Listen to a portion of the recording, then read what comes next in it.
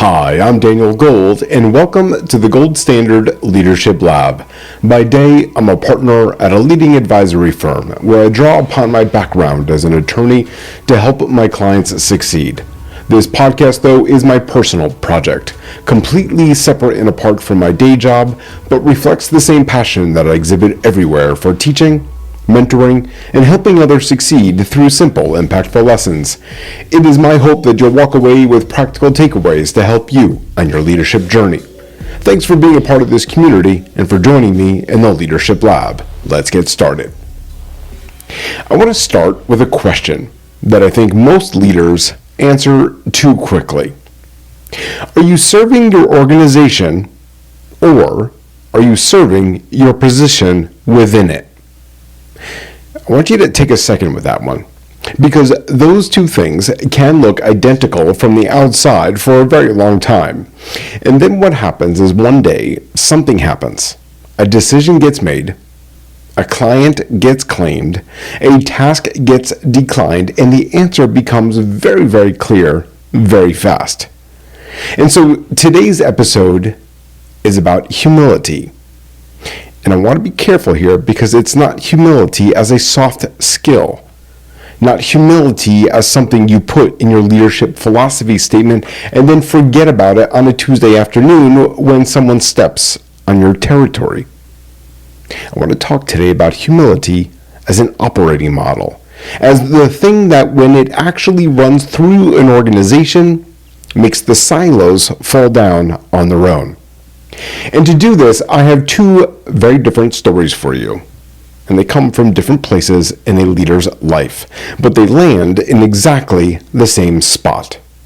In the first one, I call the shoe shine principle.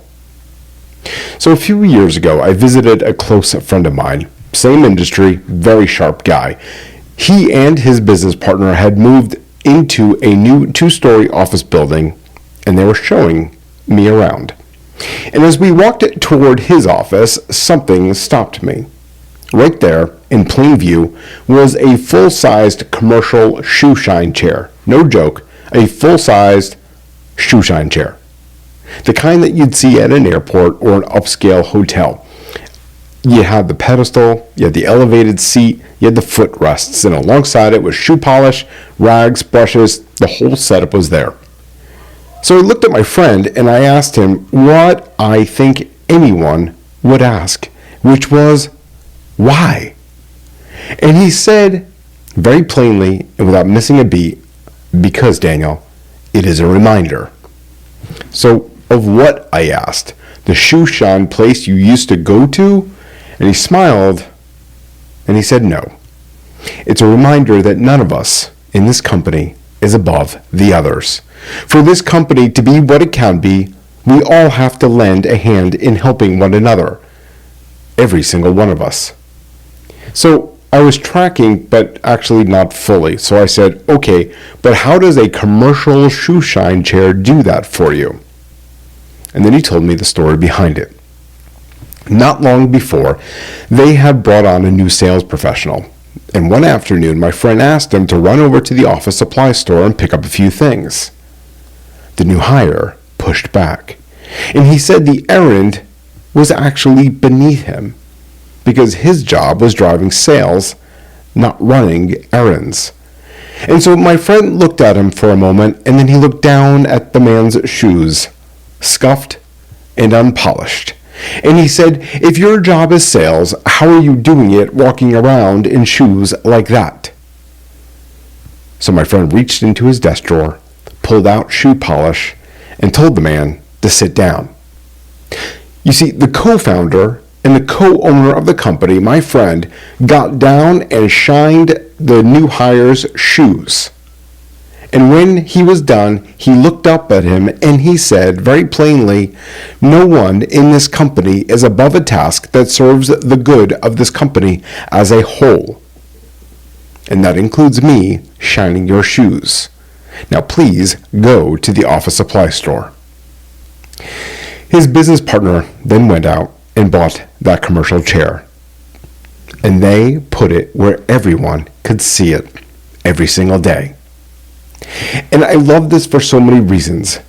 And I want to stay here for a minute before we really move on to the second story, because there's more happening in this story than a good anecdote about a humble founder. What my friend did in that moment was not just an act of service. It was an act of empowerment. He created a teaching moment that was so visceral, it was so specific, it was so impossible to forget that it became part of the company's cultural DNA. And then he and his fellow co-owner made it physical by putting it in the room. And he gave the lesson a permanent address. That chair is not a decoration. That chair is the culture's memory when the founder is not in the room. Think about what it communicates to every person who walks through that office, new hire or 20-year veteran. It says your title does not exempt you from service.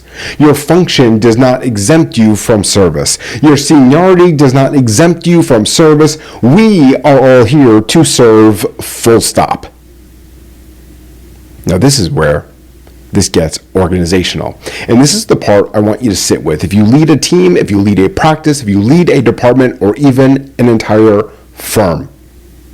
When this model actually runs through an organization, when people have genuinely dropped the ego and are oriented toward service, something truly remarkable happens. The silos collapse, not because of a reorg, not because of a new incentive structure, not because leadership sent out a memo about collaboration. They collapse because the thinking that creates silos in the first place, it's my client, it's my practice, it's my service line, it's my utilization number, that thinking has no oxygen when everyone is operating from a place of service. Think about what drives a silo mentality to begin with. Because it is the belief that my success is a separate thing from your success or from the firm's success. That protecting my territory is rational because the organization rewards me for what I own, not what we build together. And that is not a structural problem. That is an ego problem wearing a structural costume. Because when a leader, and I mean a real leader, not just someone with a title, when that person is genuinely operating from service, they don't think in those categories. They ask, what does this client need? What does this team need? What does this moment require?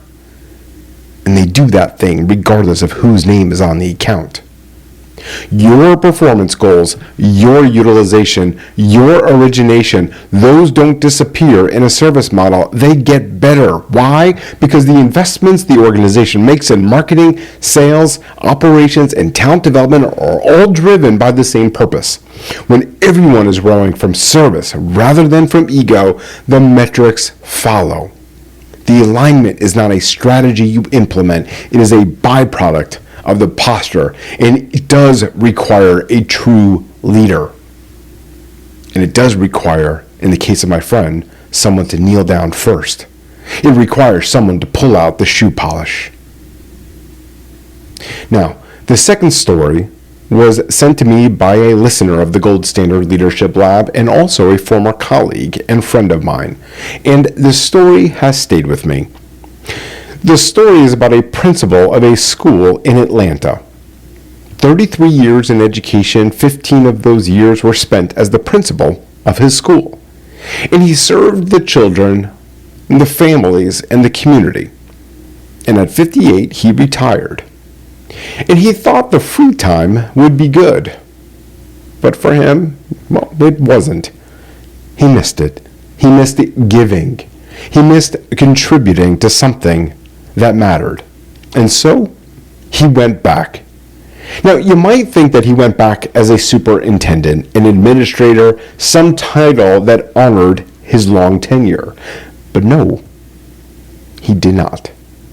He went back as a site manager, otherwise known as a handyman, otherwise known as a part-time janitor depending upon the day.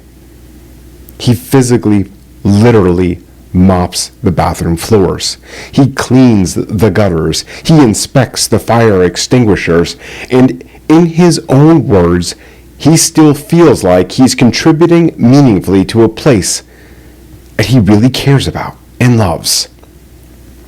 This man ran the building for 15 years. He knew every family. He shaped the culture of that school for over a decade.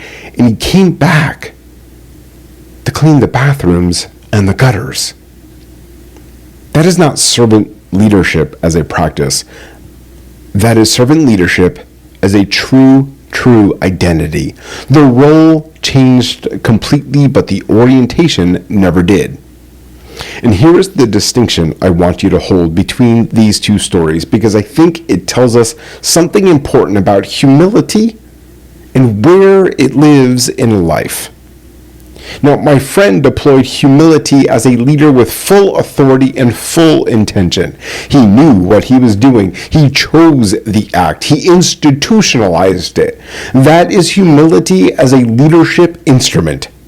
It is powerful and intentional, producing results that outlast that moment. The principal is different.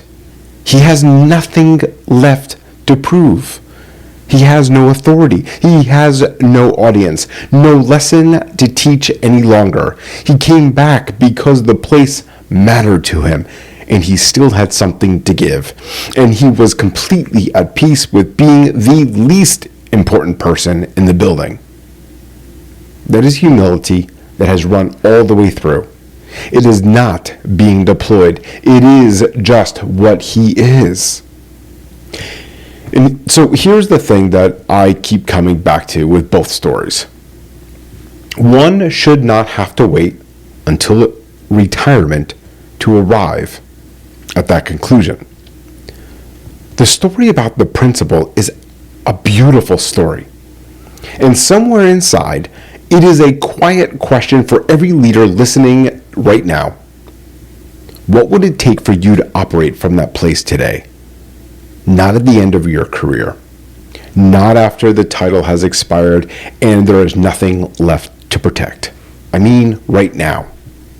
What would you do tomorrow morning that would be different if you had already let go of the thing you are holding on to?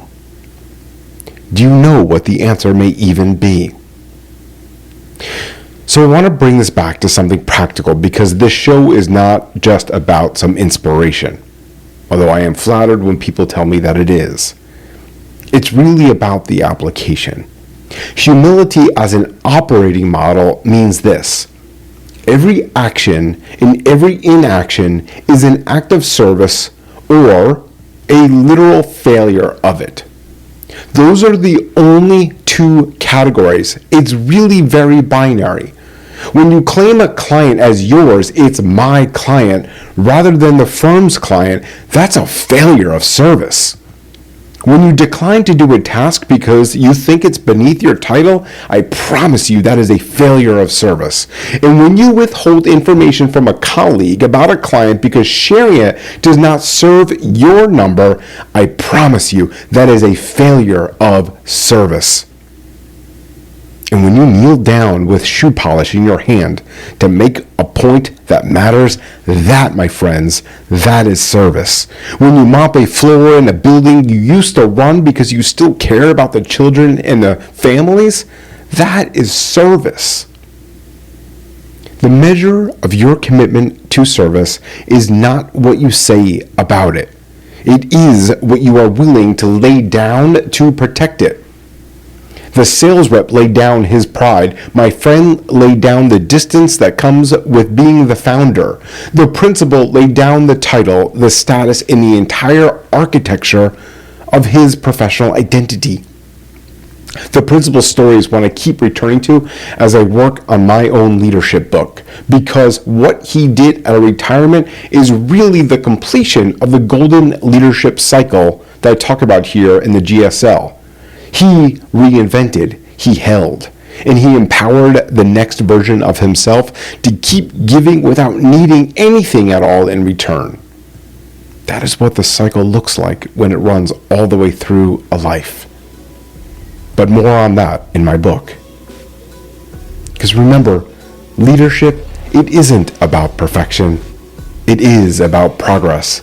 Take this lesson, put it into action, and continue setting the gold standard in your own life and at work. I'll see you all next time.